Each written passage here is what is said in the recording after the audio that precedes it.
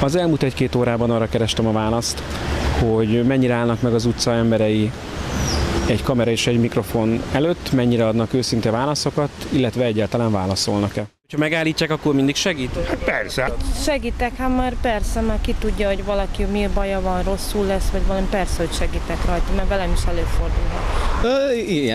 Igen, attól függ, hogy szimpatikus az embernek, vagy sem. Egy kamerát dugnak az orrod elé, meg egy mikrofont, akkor szoktál-e válaszolni a feltett kérdésekre?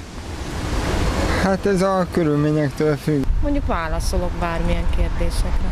Adok válaszokat, de hát ugyannyira szerepelni nem szívesen szerepel. Mindenre tudnék válaszolni, mivel mások diszkrécióját nem sértem.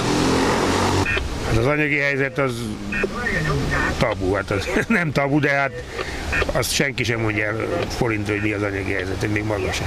Szerintem nem tartozik az senkire, hogy ki hogy él, mint él. A szexuális életeddel való kérdésekre már nem válaszolnál, vagy arra is válaszolnál? Mennyire ciki rám nézve. Ha nem ciki, akkor válaszolok.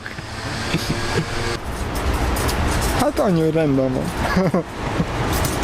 Hál' Istennek.